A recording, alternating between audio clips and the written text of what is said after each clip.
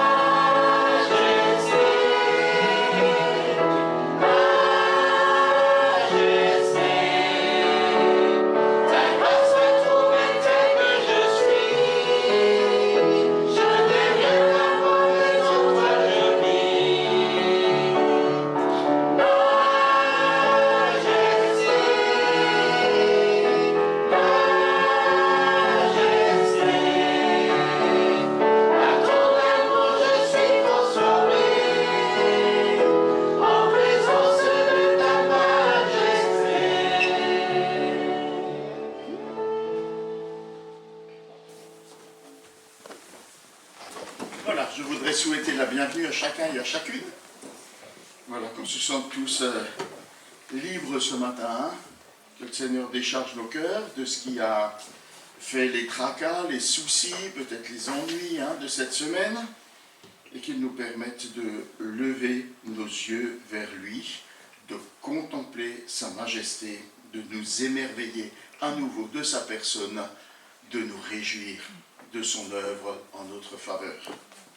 On est un petit peu moins nombreux ce matin, quelques-uns voyagent, donc ils sont les bienvenus ailleurs certainement, hein, dans d'autres lieux de culte.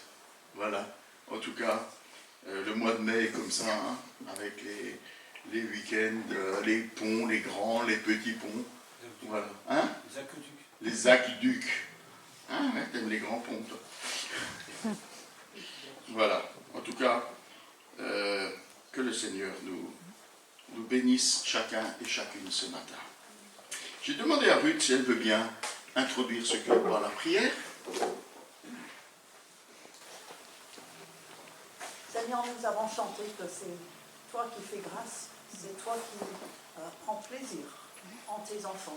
Et Seigneur, nous sommes venus dans ta maison ce matin pour ensemble te dire notre plaisir de venir à ta rencontre, de venir Seigneur, te louer, t'adorer, passer un moment, Seigneur, avec nos frères et sœurs, et penser, Seigneur, qu'autour de toute la terre, les gens se réunissent en ton nom aujourd'hui.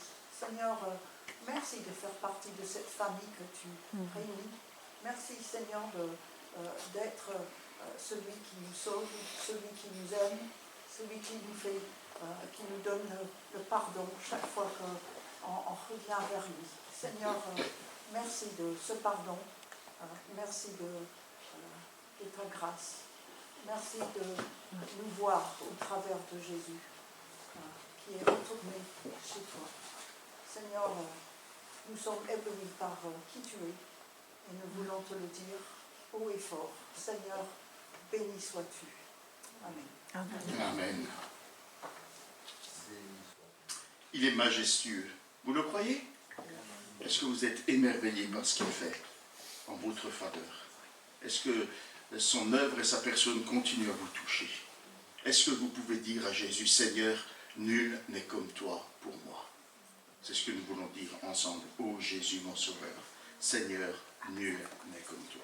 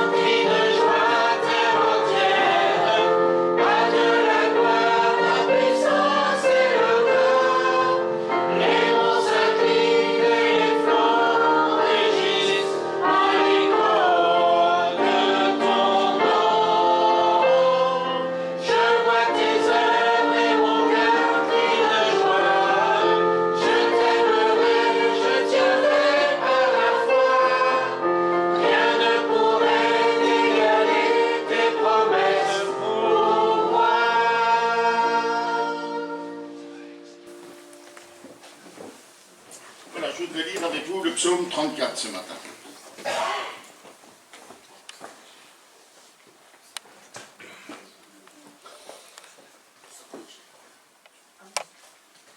Mon cœur crie de joie.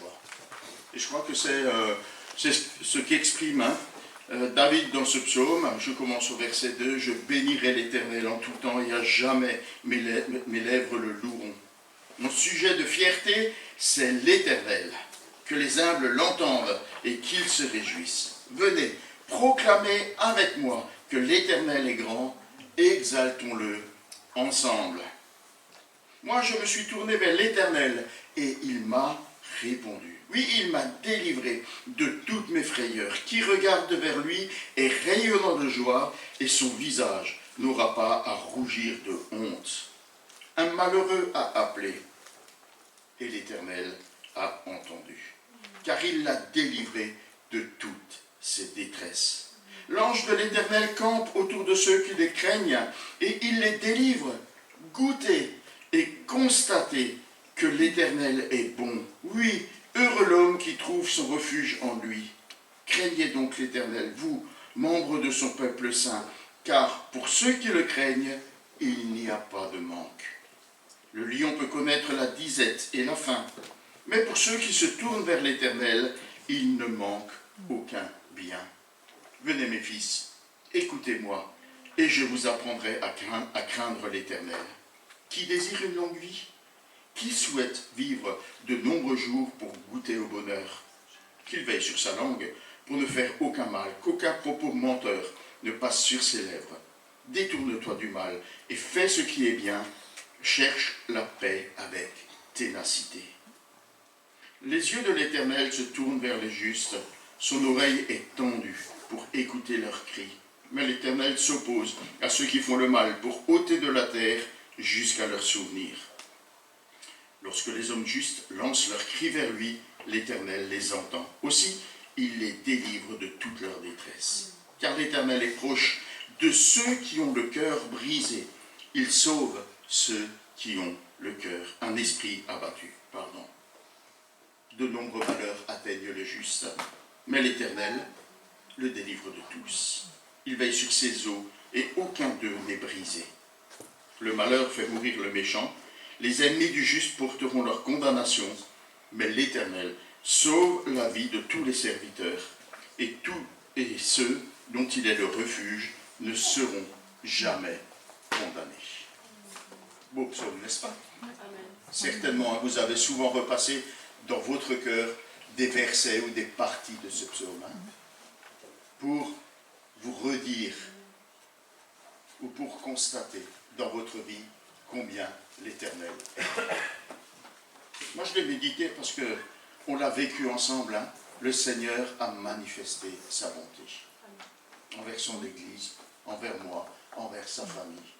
Et ce qu'expérimente ici David, c'est ce que nous pouvons tous expérimenter dans notre vie. Quand la situation semble désespérée, quand il n'y a plus d'issue, quand on ne sait plus quoi faire, quand on ne sait plus vers qui ou où se tourner, l'Éternel est là. Il entend, il répond. Il nous permet de voir et de goûter, d'expérimenter sa bonté, de la toucher du doigt. Et combien c'est bienfaisant, n'est-ce pas? Combien c'est bienfaisant. Et comme il agit dans notre quotidien pour venir à notre secours, pour nous sauver des situations parfois désespérées.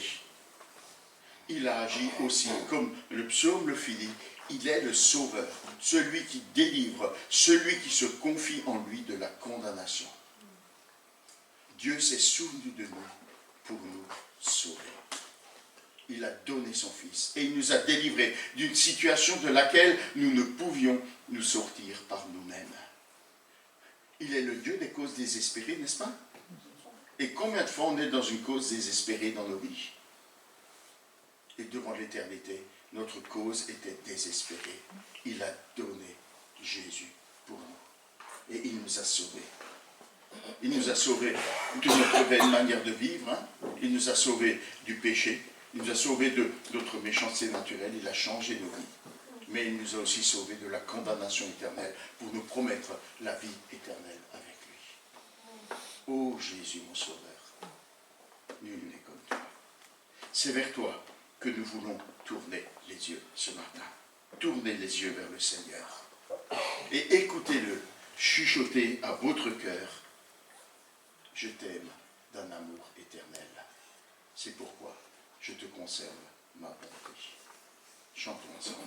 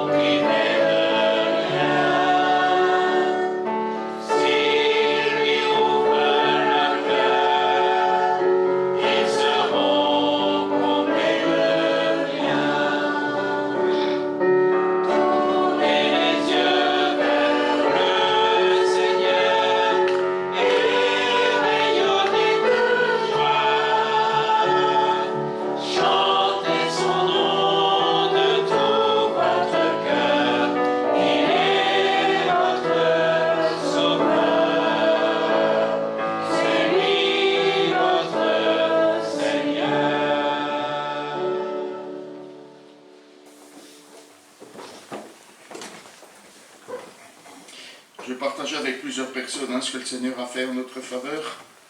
Ces derniers temps, je disais, ça me laisse sans voix. Ça me laisse simplement admiratif. Toi, est-ce que tu es admiratif de l'œuvre du Seigneur dans ta vie? Je voudrais qu'on lui dise ce matin, tu es merveilleux. Tu es merveilleux dans ce que tu fais pour moi. Tu es merveilleux dans ce que tu es pour moi.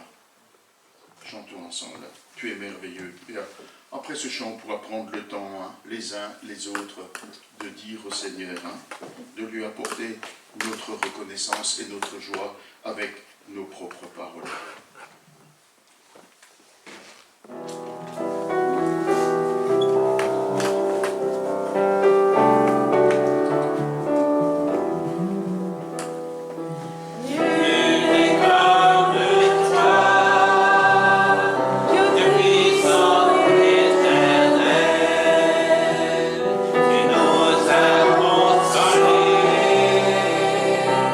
Tu nous as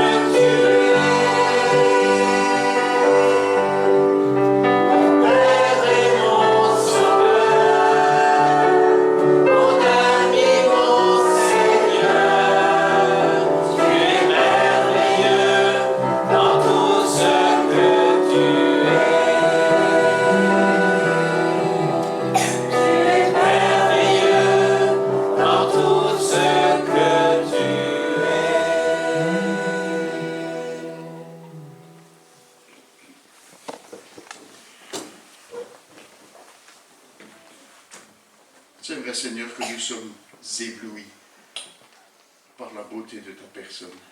Et nous sommes émerveillés par la splendeur de tes œuvres en notre faveur. Devant ta majesté, devant ta splendeur, nos mots ne sont que si petits et si faibles. Et pourtant, touchés par ton amour et par ta grâce, en retour, nous voulons t'apporter notre amour, notre reconnaissance. Nous voulons t'élever, nous voulons t'exalter. Nous voulons te dire que nul n'est comme toi, ni dans notre cœur, ni dans notre monde, ni nulle part dans l'univers. Tu es digne d'être élevé au plus haut rang. Gloire à toi et gloire à Jésus-Christ, notre Sauveur. Amen.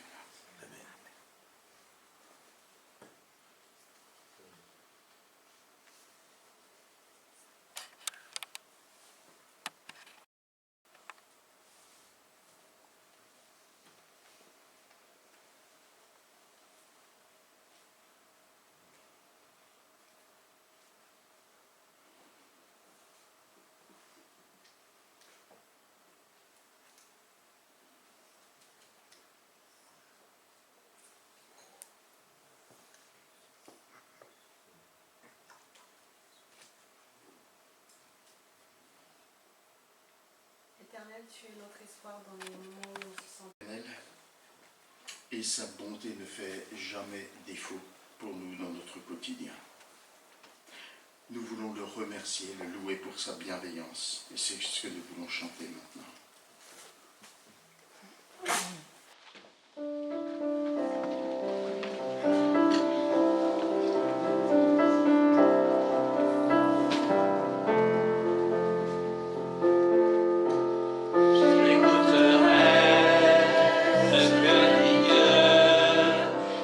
Divine.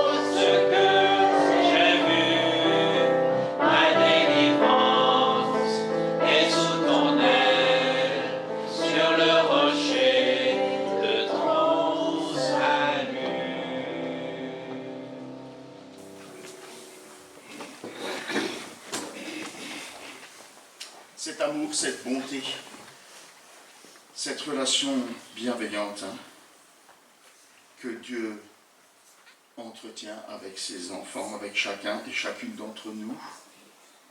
Ce qui était extraordinaire, c'est que ni l'un ni l'autre, nous ne le méritons. Ce que nous avons mérité, c'est d'être éloignés de Dieu et d'être condamnés. C'est de subir la malédiction à cause de notre péché. Et si nous pouvons être au bénéfice de tous ces bienfaits, de tout cet amour, de toute cette bonté, de toute cette bienveillance, c'est parce que Jésus a accepté d'être frappé à notre place. Il a accepté d'être puni pour nous. Il a accepté de porter notre péché et de subir la malédiction qui nous revenait. Il a accepté de subir la souffrance et l'éloignement à cause de notre faute. Et c'est ce que nous voulons chanter. Il est l'homme de douleur, l'homme qui a accepté cette souffrance à notre place avant que notre frère Alex nous introduise pour ce moment de Sainte Seine. Homme de douleur.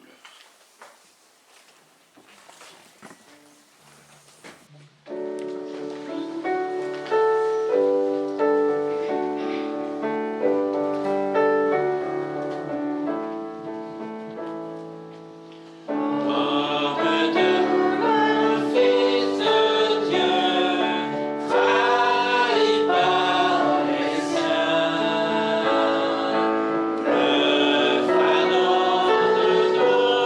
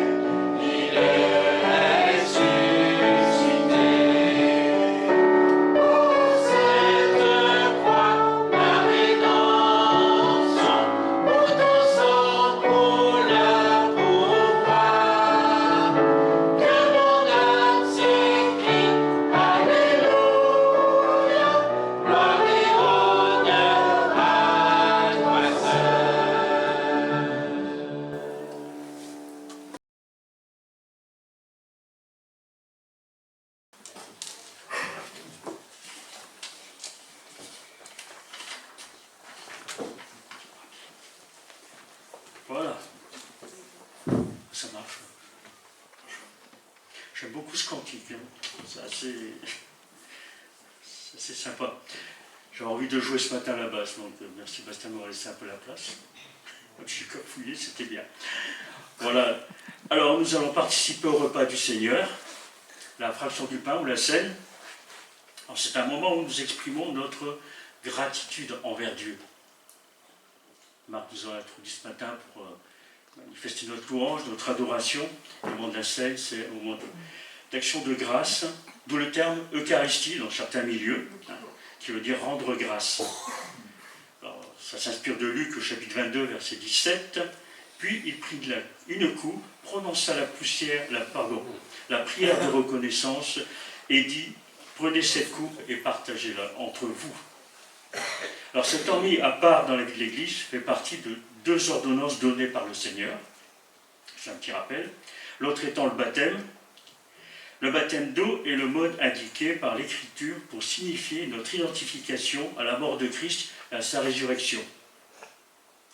Il symbolise l'union du croyant avec le Christ dans sa mort, dans sa vie, dans sa mort, son ensevelissement et sa résurrection, ainsi que son appartenance à l'Église, le peuple de la Nouvelle Alliance, l'Alliance de Dieu.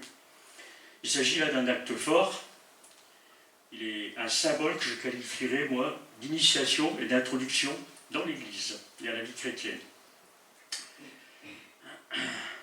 Le baptême est certes un acte important, mais il n'a aucun pouvoir salvateur. On n'est pas sauvé par les eaux du baptême. Voici ce que dit Paul dans l'Épître aux Romains, chapitre 6, verset 4. « Par le baptême en sa mort, nous avons donc été ensevelis avec lui, afin que, comme Christ est ressuscité par la gloire du Père, de même nous aussi nous menions une vie nouvelle. » Le baptême donc symbolise ainsi notre union avec le Christ, une union qui découle entièrement de la grâce de Dieu. L'apôtre Pierre nous dira « Le Père vous a choisi d'avance, conformément à son plan, et vous avez été purifiés par l'Esprit pour obéir à Jésus-Christ et bénéficier de l'aspersion de son sang.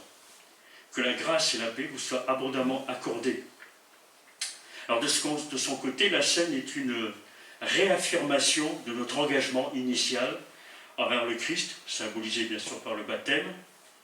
Par la scène, nous témoignons de notre foi en Jésus, de notre identité en lui, dans le cadre d'une nouvelle création. Nouvelle création, l'apôtre Paul dira, dans 2 Corinthiens 5, 17, qui est un verset à retenir, n'est-ce pas?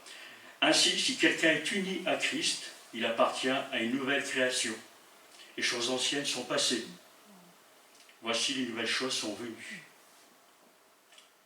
Elle illustre aussi notre communion avec Christ. Donc en partageant le pain, nous confessons notre dépendance envers Christ. Pour notre salut, il est la source de notre vie. L'apôtre Paul dira ailleurs, Christ est ma vie. On peut dire Christ est l'essence de ma vie. Ce n'est plus moi qui est l'essence de ma vie, mais c'est Christ. Christ se donne et nous donne, Christ se donne et nous le recevons par la foi. Le pain, aliment de base, nous rappelle que Christ est la principale source de nourriture pour notre vie spirituelle et par cela il nous communique sa vie, la vie même de Dieu, la vie éternelle. La scène du Seigneur n'a jamais été supposée être une commémoration morbide des souffrances de Christ. Elle n'était pas non plus une occasion de s'attrister au cours de laquelle les chrétiens pleuraient sur leurs péchés. Bien au contraire, la scène est un rappel joyeux de qui est Jésus-Christ et de ce qu'il a fait.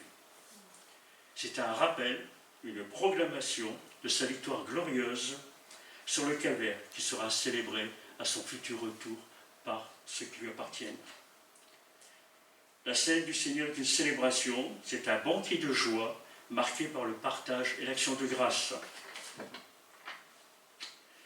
Tous les jours d'un commun accord, ce que dit aux Actes des Apôtres, tous les jours d'un commun accord, ils se retrouvaient dans la cour du temple, ils rompaient le pain dans les maisons, ils prenaient leur repas dans la joie, avec simplicité de cœur. Voilà les premiers disciples, comment ils pratiquaient la scène, avec joie et simplicité de cœur. Donc c'est un avant-goût du festin des noces à venir. Par la scène, l'épouse, c'est-à-dire l'Église, adresse une invitation visible à son époux bien-aimé. À chaque fois que l'Église se réunit pour rompre le pain et partager la coupe, elle proclame non seulement la mort sacrificielle du Seigneur Jésus, mais le désir ardent de sa venue. Alors je vais lire les textes connus, l'institution de la scène, ainsi ce qui se passait dans les actes, les premiers chrétiens, comme ils le pratiquaient, donc après la résurrection. Alors c'est Luc 22, c'est des textes que vous connaissez tous plus ou moins assez bien. Voilà. Luc 22 à partir du verset 15. Voilà. Jésus leur dit, j'ai désiré vivement de manger cette Pâque avec vous.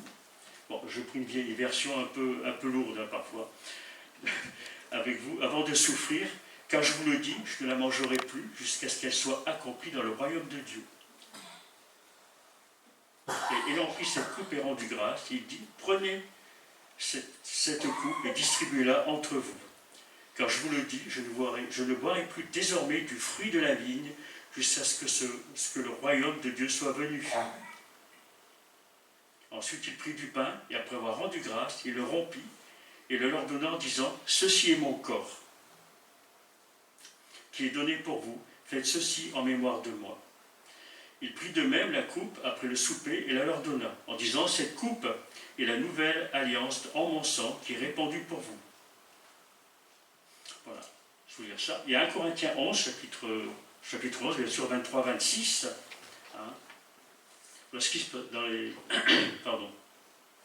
Donc après la résurrection, lorsque l'apôtre Paul rappelle à l'église de Corinthe, pour prendre la scène, une directive toute simple, lorsqu'il leur dit, car j'ai reçu du Seigneur ce que je vous ai enseigné, c'est que le Seigneur Jésus, dans la nuit où il fut livré, prit du pain, et après avoir rendu grâce, le rompit et dit, prenez, mangez, ceci est mon corps, qui est rompu pour vous. Faites ceci en mémoire de moi. De même, après avoir soupé, il prit la coupe et dit, cette coupe est la nouvelle alliance en mon sang. Faites ceci en mémoire de moi, toutes les fois que vous en boirez, car toutes les fois que vous mangerez ce pain et que vous buvez cette coupe, vous annoncez la mort du Seigneur jusqu'à ce qu'il vienne. Voilà. Donc j'ai voulu rappeler ces textes simplement, pour que nous puissions ce matin, en toute liberté, la simplicité de cœur et avec joie, nous approcher de la table, partager ce pain et ce vin entre nous, nous, enfants de Dieu, qui ont été appelés et choisis par notre Seigneur. Je demandais à Jean s'il veut participer.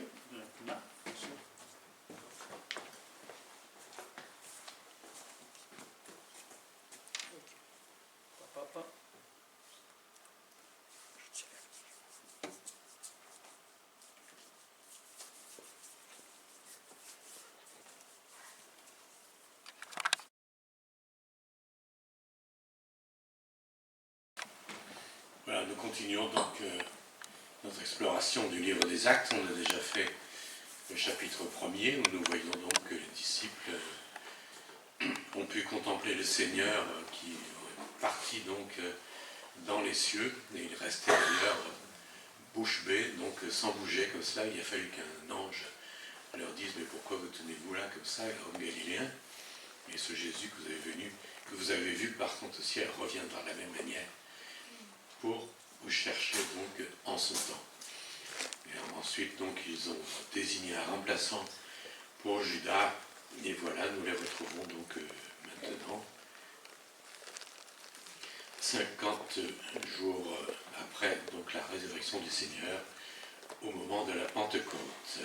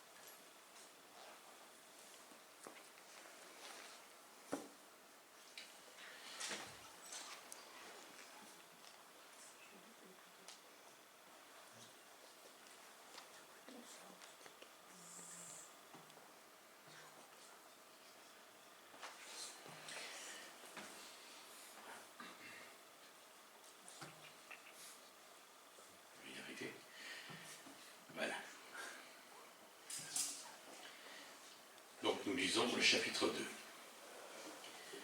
Quand le jour de la Pentecôte arriva, ils étaient tous assemblés au même endroit. Tout à coup, un grand bruit survint du ciel. C'était comme si un violent coup de vent s'abattait sur eux et remplissait toute la maison où ils se trouvaient assis.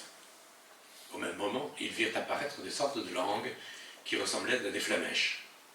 Elles se séparèrent et allèrent se poser sur la tête de chacun d'eux. Aussitôt, ils furent tous remplis du Saint-Esprit et commencèrent à parler dans différentes langues, chacun s'exprimant comme le Saint-Esprit lui donnait de le faire. Or, à ce moment-là, des Juifs pieux, venus de chez tous les peuples du monde, séjournaient à Jérusalem. En entendant ce bruit, ils accoururent en foule et furent saisis de stupeur. En effet, chacun d'eux les entendait parler dans sa propre langue. Dans leur étonnement, ils n'en croyaient pas leurs oreilles et disaient « Voyons, ces gens qui parlent ne viennent-ils pas tous de Galilée? Comment se fait-il donc que nous les entendions s'exprimer chacun dans notre langue maternelle? Nous sommes Parthes, Mèdes ou Élamites. Nous habitons la Mésopotamie, la Judée, la Cappadoce, le Pont ou la province d'Asie, la Phrygie ou la Pamphylie, l'Égypte ou le territoire de la Libye, près de la Cyrène, ou bien nous vivons à Rome.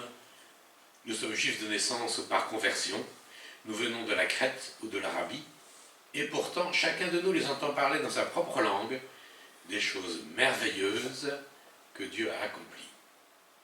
Ils n'en revenaient pas. Plongés dans la plus grande perplexité, ils se demandaient entre eux « Qu'est-ce que cela peut bien vouloir dire ?» Mais d'autres tournaient la chose en ridicule. « C'est le vin doux, disaient-ils. Ils ont trop bu. »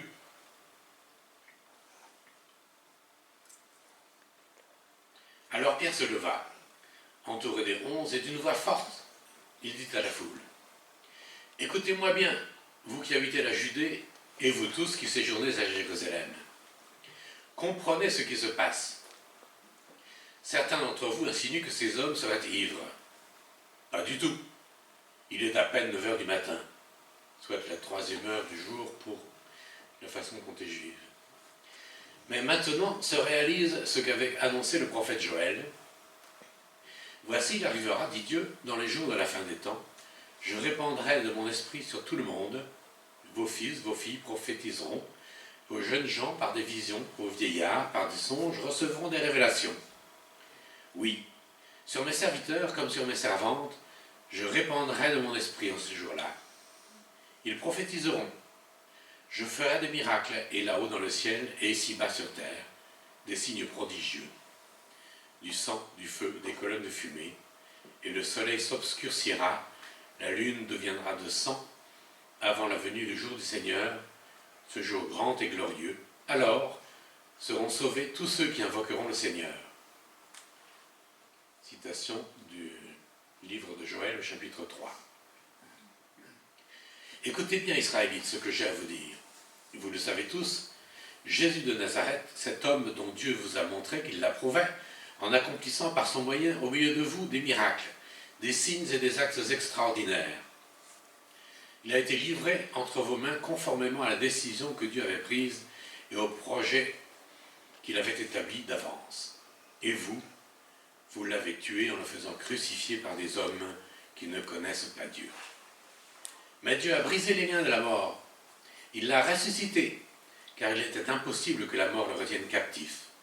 En effet, David dit de lui, « Je garde constamment les yeux fixés sur le Seigneur, car il est à ma droite, pour que je ne vacille pas. Voilà pourquoi mon cœur est dans la joie, et mes paroles débordent d'allégresse. Même mon corps reposera dans l'espérance. Tu ne m'abandonneras pas dans le séjour des morts, tu ne laisseras pas un homme qui s'est dévoué se décomposer dans la tombe.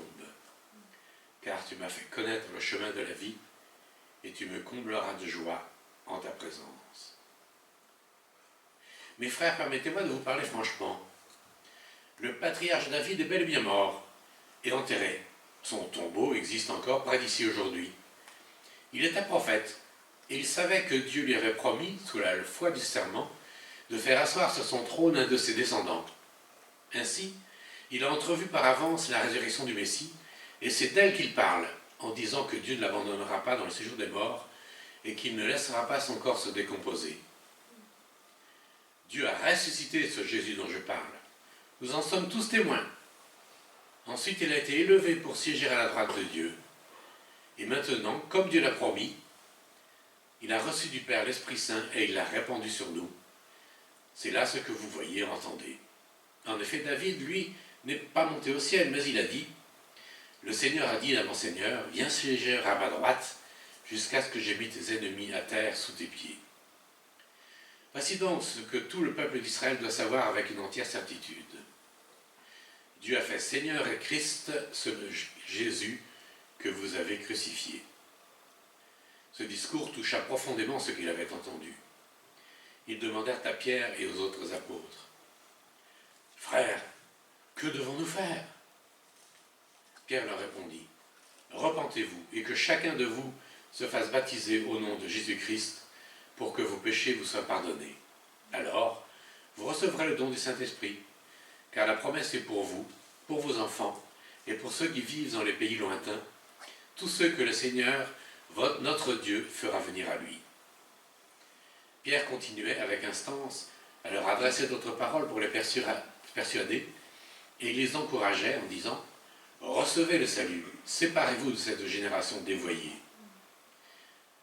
Ceux qui acceptèrent les paroles de Pierre se firent baptiser, et ce jour-là, environ 3000 personnes furent ajoutées au nombre des croyants. Dès lors, ils s'attachaient à écouter assidûment l'enseignement des apôtres, à vivre en communion les uns avec les autres, à rompre le pain et à prier ensemble. Tout le monde était très impressionné, car les apôtres accomplissaient beaucoup de prodiges et de signes miraculeux. Tous les croyants vivaient unis entre eux et partageaient tout ce qu'ils possédaient. Ils vendaient leurs propriétés et leurs biens et répartissaient l'argent entre tous, selon les besoins de chacun. Tous les jours, d'un commun accord, ils se retrouvaient dans la cour du temple, ils rompaient le pain dans les maisons et prenaient leur repas dans la joie, avec simplicité de cœur. Ils louaient Dieu et le peuple tout entier leur était favorable. Et le Seigneur ajoutait chaque jour à leur communauté ceux qu'il sauvait. Il y a donc un chapitre où nous voyons donc encore là des choses merveilleuses de ce que le Seigneur fait, de ce qu'il a pu faire et de ce qu'il fait encore, comme nous l'annonçons depuis le début de ce culte. En préparant ces quelques moments, je me suis souvenu d'une anecdote, un moment donc où je participais au Montier dans les Alpes à une campagne d'évangélisation. Et nous devions, en début de soirée, donner un petit concert en plein air. Nous avions une sorte de petit chapiteau avec une petite sonorisation. Et donc, je faisais partie des chœurs pour ces chants. Nous en étions au dernier préparatif, il approchait de 20 heures, quand nous avons constaté avec stupeur que nous n'avions plus de courant. Nous avions en effet demandé à pouvoir nous brancher sur une borne du marché pour pouvoir avoir de l'électricité. Et à la suite d'une fausse manœuvre, le disjoncteur a sauté, mais l'armoire était bien sûr verrouillée. Et à 8 heures du soir, un samedi, comment faire pour joindre la mairie? Le téléphone sonnait dans le vide, je vous garantis. Plus personne n'y travaillait. Nous avons alors demandé au Seigneur de résoudre cette quadrature du cercle. Et à peine avions-nous terminé notre moment de prière que le responsable des services techniques se trouvait devant nous. Il se promenait avec sa famille. Et il avait en poche la clé de l'armoire. C'est très utile pour se promener avec la famille, n'est-ce pas? Voilà, une petite anecdote qui nous montre ce que le Seigneur fait. Dans les petites choses, en fait, c'est une simple anecdote, comme dans les grandes choses. Et nous le voyons à l'œuvre de manière tellement évidente dans ce deuxième chapitre du livre des Actes. Nous sommes donc dans cette section du chapitre 2 juste après la montée du Seigneur dans les cieux. Il était resté 40 jours avec ses disciples après sa résurrection. Nous sommes ici au jour de la Pentecôte, soit le 50e jour après le dimanche de la Pâque. Le Seigneur, comme nous précise l'apôtre Paul, représente les prémices. Je cite, « Mais cette résurrection s'effectue selon un ordre bien déterminé. Christ est ressuscité en premier lieu, comme le premier fruit de la moisson, et ensuite, au moment où il viendra, ceux qui lui appartiennent ressusciteront à leur tour. » Dans la première lettre des Corinthiens, chapitre 15, verset 23. Nous voyons donc ici l'accomplissement de la 4e fête de l'Éternel. Ces fêtes qui symbolisaient en nombre, comme nous le précise encore, et l'apôtre Paul et surtout l'auteur de la lettre aux Hébreux, ces fêtes symbolisaient donc toute l'action, donc prophétiquement l'action du Seigneur. Premièrement, son sacrifice à la croix, avec la fête de la Pâque et des pains sans levain. Ensuite, 3e fête, la résurrection du Seigneur, les prémices de la moisson, la fête des prémices, la montée du Seigneur au ciel et le don du Saint-Esprit, la Pentecôte, ou Shavuot, cette fête qui devait marquer la récolte qui était en marche. Et nous voyons clairement dans ce passage que l'Évangile se répand dès ce moment-là comme une traînée de poudre, avec l'action du Saint-Esprit. Et tous les moyens sont mis en œuvre pour authentifier et faire progresser la parole de la bonne nouvelle du salut. Les apôtres peuvent s'exprimer dans toutes les langues pratiquées dans le bassin méditerranéen et accomplissent des prodiges et des miracles par la main du Seigneur. Et nous observons ici comme le pendant de la confusion des langues qui avait été décrétée par Dieu au lendemain de l'aventure de Babel. Voici ce qui nous est dit. L'Éternel descendit pour voir la ville de Babel, et la tour que les hommes construisaient. Et l'Éternel dit alors, ils forment un seul peuple, parlant tous la même langue. Et voilà ce qu'ils ont entrepris de faire. Maintenant, quel que soit leur projet, rien ne les empêchera de les réaliser. Alors, descendons et brouillons-là leur langage pour qu'ils ne se comprennent plus entre eux. Et l'Éternel les dissémina loin de là sur toute la terre. Il cessa donc la construction de la ville. C'est pourquoi on l'appela Babel, parce que là, l'Éternel avait confondu le langage des hommes de toute la terre, et c'est de là qu'il les a dispersés sur toute la terre. Citation de Genèse 11. Alors, pour empêcher la progression exponentielle de la folie humaine, Dieu est obligé de mettre le holà. Et ici, pour faire exploser le message de la bonne nouvelle du salut, il permet à ses apôtres d'accéder aux différents langages indifféremment pour démontrer à tous la puissance et la véracité de la parole de Dieu. Dieu qui avait confondu les langages est bien capable de passer au-delà de cette barrière pour faire connaître son message. Aujourd'hui, nous ne voyons plus de la même façon des manifestations de l'Esprit du Seigneur de manière aussi tangible. Mais, par les moyens modernes de l'imprimerie, de l'informatique, et par de traducteurs dévoués, le message biblique est aujourd'hui accessible dans un nombre incalculable de langues, soit par écrit, soit par audio. On peut s'étonner de ce que la puissance divine ne se manifeste plus aussi ouvertement, en quelque sorte. Mais y a-t-il besoin aujourd'hui de telles démonstrations? Le message de l'Évangile est à la portée de chacun dans notre société actuelle. Et il n'est qu'à se rendre à la librairie Onésime pour s'en persuader. Un petit peu de publicité en passant. L'apôtre Paul nous précise en 1 Corinthiens 12 que les dons de l'Esprit sont distribués en vue du bien commun, de ce qui est utile, et il le précise encore un peu plus loin. L'amour n'aura pas de fin, les prophéties cesseront, les langues inconnues prendront fin, et la connaissance particulière cessera.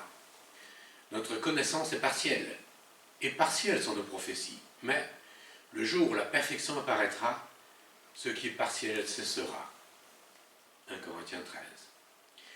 Nous voyons donc clairement que le bras de Dieu n'est pas devenu trop court, mais que les manifestations de l'Esprit sont adaptées aux circonstances et selon le discernement sans faille de notre Seigneur.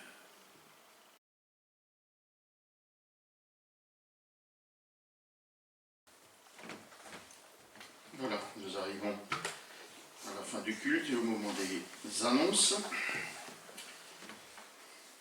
Alors, cette semaine, groupe de dames, lundi à 14h30 chez Chantal. Ouais. Mercredi, nous aurons ici notre étude biblique, donc, qui est aussi possible de la suivre par Jitsi. Hein. Voilà, si le réseau permet une communication raisonnable. Il y a quelque chose en route hein, pour la fibre, donc voilà. Donc on a fini notre calepin hein, sur l'évangile de Jean, et on s'est dit on va quand même continuer les études bibliques, hein, mais on ne va pas prendre un livret, et donc on va se réunir autour d'une formule plus partage biblique, et a été évoquée l'idée de s'intéresser au psaume 119. Vous vous souvenez de ça? Il est assez long, on hésite, hein, c'est un psaume qu'on hésite à lire et à attaquer parce que voilà, hein, c'est 176 versets, mais je pense qu'en 3 rencontres, hein, on a encore 3 rencontres avant la fin de l'année, je pense qu'en 3 rencontres on pourra, j'espère, faire le tour et tirer les richesses de ce psaume, sinon on poursuivra un petit peu dans l'été. Hein, ça va ? Donc c'est pour vous permettre de le lire hein, plusieurs fois d'ici mercredi et de le méditer. Hein. Voilà. Le groupe de quartier jeudi à 14h30 chez Anniversaire. Et samedi, les jeunes, ici à 18h. Très bien. Alors, dimanche prochain, le culte. Alors on commence par un café culte et lors de ce café culte nous aurons une intervention de Sephora concernant le parrainage sel. Elle voulait intervenir le dimanche, on a fait la journée sel, mais nous on a été décalé par rapport à la journée officielle. Donc voilà, une intervention pour expliquer ce qu'est le parrainage sel. Et on aura aussi Patrice avec nous qui interviendra pour, comme chaque année, hein, nous parler des Gédéons et puis nous apporter la parole.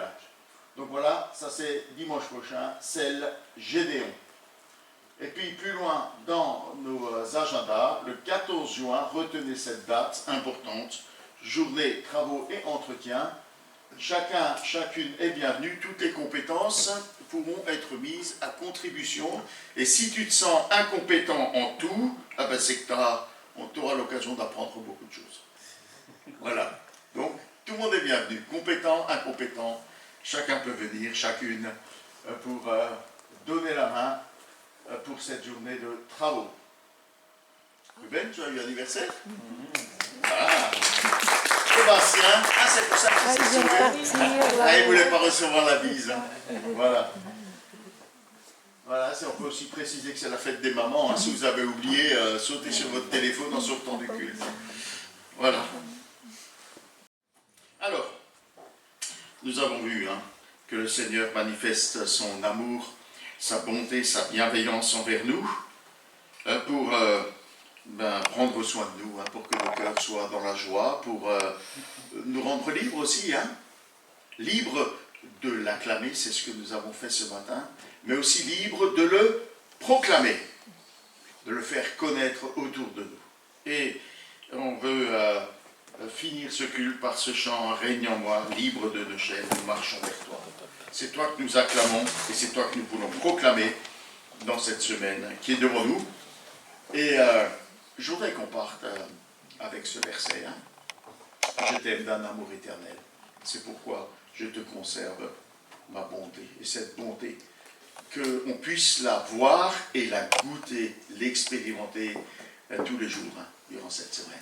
Chantons ensemble.